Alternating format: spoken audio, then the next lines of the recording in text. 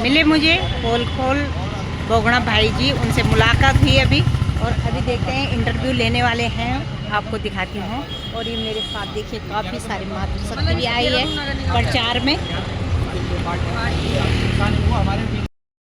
बयान रही है और इस समय निर्दलीय प्रत्याशी सुलोचना इस्तेमाल हमारे साथ हैं, जो मेयर पद के लिए अपने दावेदारी पेश कर रही है। सुलोचना जी नमस्कार, कैसा चल रहा है प्रचार? सर सब आप लोगों से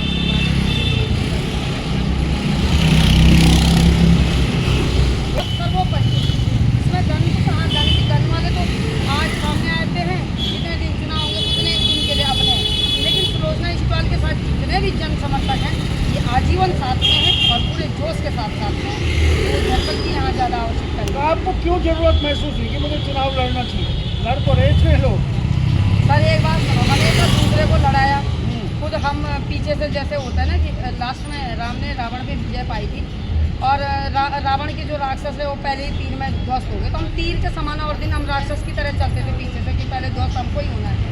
इस बार हमें यह है कि हम लास्ट अंतिम लड़ाई तक हम लड़ेंगे और हम अब इस चीज़ से थोड़ा ऊपर उठ के, भाई आज तक हम सबके पीछे पीछे गए, जब हम भुक्तभोगी खुद इस नगर निगम के अंदर खुद भुक्तभोगी हैं, सड़कों से, बिजली पानी समस्याओं से, कहीं से यातायात सुविधाओं से, जितने भी नगर निगम के अंतर्गत समस्या है, जब हम स्वयं उसके भुक्तभोगी बने तो हमें लगा कि हम दूसरे के पीछे न जाकर खुद क्यों इस मैदान में खुद आगे क्यों ना हम जनता के एक योग्य प्रत्याशी के रूप में जनता के सामने आए और जनता का विकल्प बने, इसलिए चुनाव क्या हमने स्वयं सोचा। अब जब आप लोगों के पास जा रही हैं, उनसे मिल रही हैं, वोट भी मांग रही हैं, तो लोगों के रिएक्शन क्या है?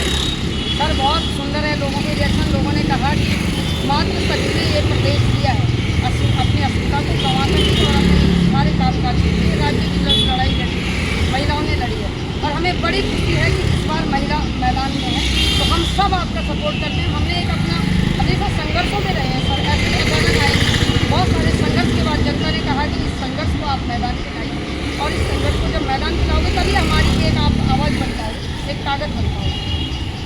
शिव प्रसाद सेमवाल जी हैं, पिछले काफ़ी लंबे समय से जनता के बीच में हैं और इस बार उन्होंने कई संगठनों ने और कई क्षेत्रीय दलों ने मिलकर एक मेयर का प्रत्याशी उतारा है। सेमवाल जी, क्या लग रहा है? तकरीबन 9 से 10 लाख वोटर हैं शहरी क्षेत्रों में, क्या उन्हें पार्ट पाएंगे? बिल्कुल, जनता के साथ हम लोग डे वन से साथ में खड़े हैं। सुलोचना इस्तेमाल जी ऐसा कोई संघर्ष नहीं है, ऐसा कोई तबका नहीं, ऐसा कोई वर्ग नहीं, ऐसी कोई समस्या नहीं है जिस संघर्ष में सुलोचना इस्तेमाल सबसे अग्रिम पंक्ति में न रही।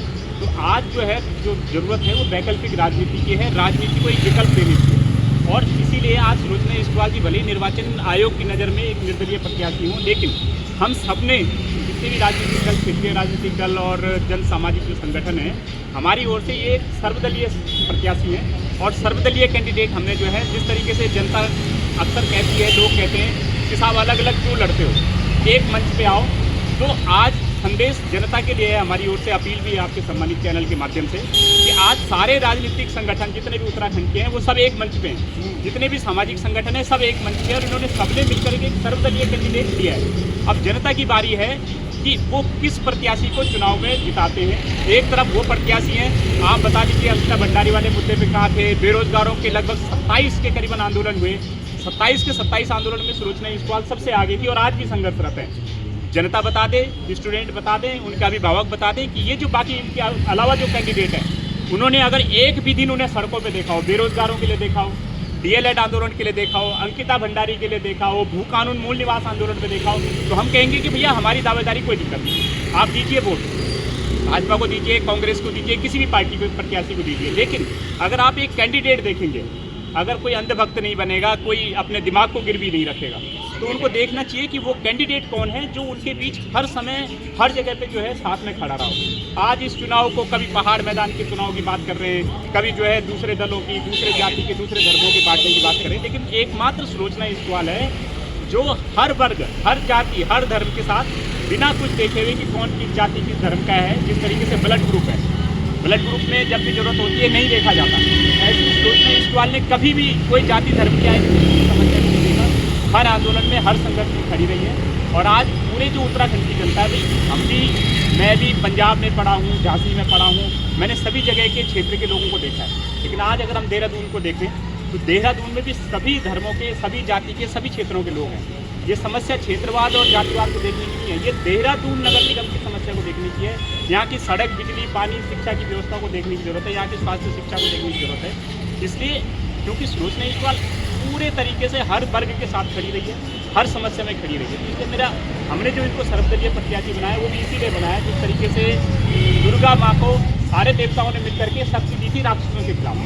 आज जो राक्षसी प्रवृत्तियाँ यहाँ पे इकट्ठा हो रखी हैं, उनकी टक्कर में भी सुलोचना ईसवाल मातृ शक्ति के रूप में हमने खड़ी की है। हम सभी 7, 8, 10 जो भी पार्टियां हैं, संगठन है, इन्होंने मिलकर इनको शक्तियाँ दी हैं। हमारे सारे कैंडिडेट इनके साथ हैं, सारे जो कार्यकर्ता है, पदाधिकारी इनके साथ हैं। और हमारी जनता से अपील है कि राजनीतिक दल, सामाजिक संगठन एक मंच में आ चुके हैं। हमारा सर्वदलीय प्रत्याशी जो है सुलोचना ईसवाल है, जो आपके साथ हर मुद्दे, हर संघर्ष में रहा है। तो आप कंपेयर कर लीजिए आपके साथ कौन प्रत्याशी जिनको आप बारे में सोच रहे हैं, सबको एक साथ रखिए, कौन आपके साथ हर मुद्दे पे, हर संघर्ष में रहा है। और अगर सुलोचना ईसवाल रही है तो आप, बारी आपकी है, इम्तिहान की घड़ी है, हम मैदान में हैं। और मुझे पूरा भरोसा है उन लोगों से जिनके साथ भी ये खड़ी रही है, जिस समस्या में भी खड़ी रही है, कि वो लोग इस बार एक अच्छा प्रत्याशी चुनेंगे। जब इनको ताकत मिलेगी तो उस ताकत से उनके संघर्ष को ही ताकत मिलेगी। संघर्ष को ताकत मिलेगी। सुलोचना ईसवाल जी, ये भी एक कड़वी सच्चाई है कि चुनाव आते ही सारे संघर्ष, सारे मुद्दे सब गायब हो जाते हैं और बात आ जाती है कि ये इस दल का है, ये उस दल का है और ये जीतेगा या नहीं। इस पैटर्न को भी आप समझ लें। आजकल तो आपने देखा होगा बैनरों में लग रहे जुझारू, कर्मठ, ओजस्वी, लेकिन ये 5 साल तक पता नहीं ये जुझारू थे या गीदड़ थे, ये पता नहीं लगा। किसी जनता को अचानक पोस्टरों पे जो लिखा देख रहे हम, इतने पोस्टर छप चुके हैं, उनमें जुझारू, ईमानदार, कर्मठ, लेकिन ये 5 साल के अंदर हमने किसी भी मुद्दे पे इन जुझारू कर्मठों को नहीं देखा। तो ये आप सही बोल रहे हैं कि हार जीत होगी। आप देखिए आज का न्यूज़पेपर में आपने समाचार पढ़ा होगा कि स्टार प्रचारक आ रहे हैं, इनमें वो भी यूपी से आ रहे हैं, केंद्र से आ रहे हैं। इनके चुनाव में यदि स्टार प्रचारक, इसका मतलब ये पर जो यहाँ पे जो कैंडिडेट वो गीदड़ है। हमारा तो कोई भी नहीं स्टार प्रचारक, हम स्वयं हैं मैदान में। तो हमारे लिए तो हमने तो नहीं बुला रखा किसी को बाहर से। गुस्सा तो नहीं करो। नहीं, गुस्सा नहीं सर। मैं ये देख रही हूँ कि जब एक प्रधान का चुनाव, देहरादून के प्रधान का चुनाव है सर, इसका पार्टी से कोई लेना देना नहीं है। क्षेत्र की जनता के लिए, विकास के लिए आदमी चाहिए। नगर निगम 100 वार्ड के लिए, हर जिले से 100 वार्ड के लिए एक प्रधान चाहिए।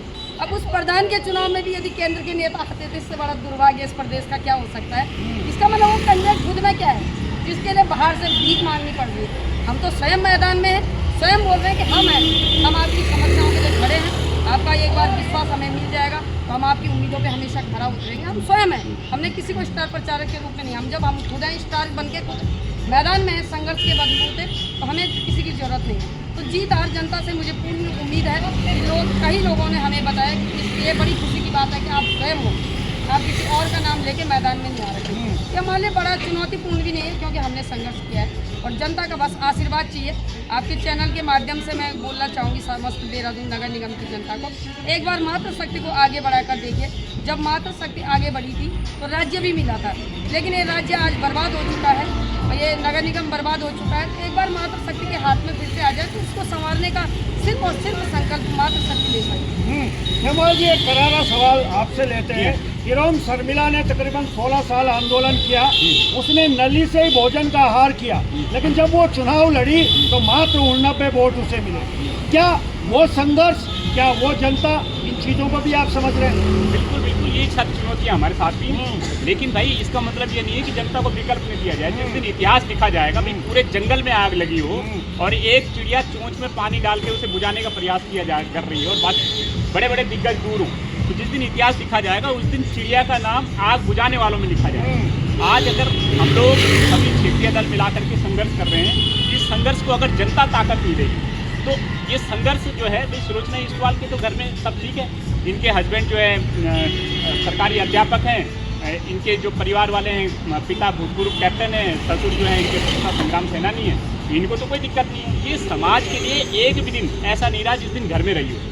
हर दिन समाज के लिए सड़कों पे संघर्ष करती है। तो अगर इनको ताकत मिलेगी तो भाई जनता के संघर्षों को ताकत मिलेगी, जनता के संघर्षों को बल मिलेगा। तो ये जनता को तय करना है कि इरोम शर्मिला जैसे लोगों को घर बिठा दें या इरोम शर्मिला जैसे लोगों को नेतृत्व सौंपेगी, जो लोग ऑलरेडी जनता के बीच है। अगर उन्हीं को नेतृत्व सौंपा जाएगा तो जाहिर सी बात है कि लोकतंत्र की खूबसूरती भी होगी, ये जनता के मैच्योर होने का एक परिचायक भी होगा और ये जनता के लिए भी एक खुला होगा। नहीं तो ऐसे बहुत सारे लोग हैं आप लगा लीजिए देहरादून में अनूप नौटियाल जैसे लोग थे, उनको कोई दिक्कत नहीं है, 10-15 करोड़ रुपए के वाइट में मालिक हैं, चाहे तो घर में बैठ जाते, कोई दिक्कत नहीं है। लेकिन जनता के लिए संघर्षरत थे, नगर निगम का चुनाव लड़ा उन्होंने, हार गए, घर बैठ गए, चुनाव से दूर हो गए।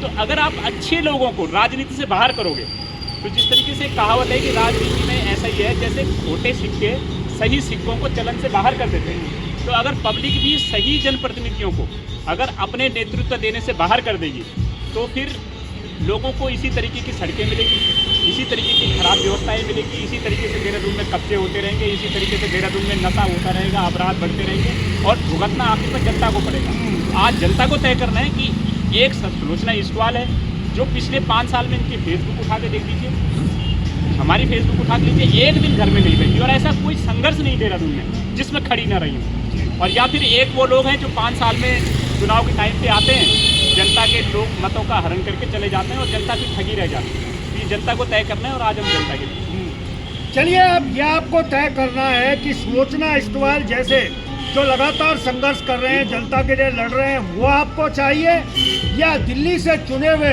मोटे पेट वाले वो आपको चाहिए? तय आपको करना है।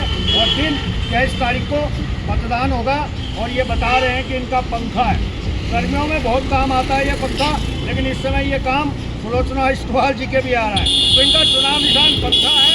और से देख लीजिएगा इस चेहरे को, इन्होंने दावा किया है कि ये हर वक्त जनता के लिए खड़े होते हैं।